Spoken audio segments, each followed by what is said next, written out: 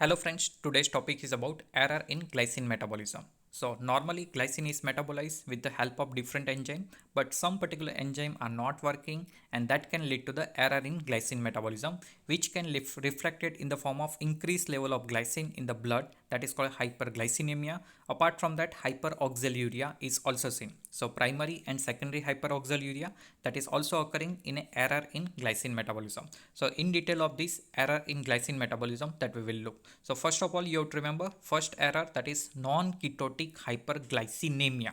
It is just look like a diabetic ketoacidosis, where ketoacidosis plus hyperglycemia. But here you have to remember not a hyperglycemia, that is glycinemia. Hyperglycemia related to the glucose, hyperglycinemia that is related to the glycine amino acid. So this hyperglycinemia is occurring due to the defect in glycine cleavage system or glycine breakdown system. So this glycine breakdown system, which is particularly seen in liver mitochondria, that already we have discussed. So this defective cleavage system that can lead to the non-ketotic hyperglycinemia. Now glycine level will be increased in the blood and also increase in the urine and CSF. So normally glycine is not present in urine, but in this condition where glycine cleavage system is not working, that will lead to the appearance of this glycine in the urine and CSF. Further, this increased level of glycine that can lead to the severe mental retardation as well as seizure, because this glycine itself can also work as a neurotransmitter, so it is reflected in the form of mental retardation. There is a no effective management for this non-ketotic hyperglycinemia. So that one disorder, that is non-ketotic hyperglycinemia. Second disorder related to this glycine metabolism, that is primary hyperoxaluria. So increased excretion of the oxalate, increased level of oxalate in the blood. So increased appearance of this oxalate in the urine is seen, so up to 600 milligram per day, which is comparable to the normal 50 milligram per day. So that much increased level of oxaluria that is seen in the urine. So oxaluria is due to increased production of oxalate, which is produced from the glycine. It is one kind of autosomal recessive trait. Further, this disease is due to the protein targeting defect. So basically various enzyme is needed for the metabolism of glycine, but here this enzyme are also one kind of protein. So this enzyme or protein is not present at the actual location. So normally this metabolism of glycine is occurring with the help of alanine glyoxylate aminotransferase, which is located in the liver peroxisome. So that is normal location, that is liver peroxisome, that is AGAT enzyme. But this enzyme is in the patient of this primary hyperoxaluria is present in the mitochondria, and that is creating problem. So more of this enzyme which is present over the mitochondria, which is not the actual location of the this enzyme in the peroxisome. So that is leading to the primary hyperoxaluria. So exactly what happened? This led to the increased pool size of the glyoxylate and excessive production of oxalate. Due to improper location, what happened? Increased formation of oxalate is seen. So this glycine is converted into the oxalic acid. So glycine is glyoxylic acid to glycolate, and glycolate to oxalic acid. And for that first enzyme, that is AGAT, that is alanine glyoxylate aminotransferase. So normally it need to be present in peroxisome, but in this primary hyperoxaluria it is present in the mitochondria, and that is creating excessive oxalic acid production. So this excessive production of oxalate, that is leading to the primary hyperoxaluria.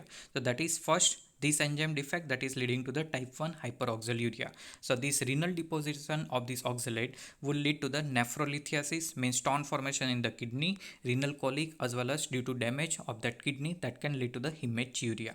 So extrarenal oxalosis may be seen in a heart, blood vessels and bone. So suppose that oxalate is deposited in the different organ, that can lead to the oxalosis. Further, type 2 primary hyperoxaluria is a milder condition causing only urolithiasis and result from the deficient activity of the cytoplasmic glyoxylate reductase. So this second enzyme, and that can lead to the type 2 primary hyperoxaluria. So that is present in cytoplasm, but this milder condition is mostly leading to the urolithiasis only. It is not more dangerous as comparable to this type 1 hyperoxaluria. So type 1, that is AGAT, alanine glyoxylate aminotransferase enzyme deficiency. Type 2, that is glyoxylate reductase enzyme defective. So these two are the main type primary hyperoxaluria. Now there is a principal management of this oxaluria, that is increase oxalate excretion by increase intake of the water.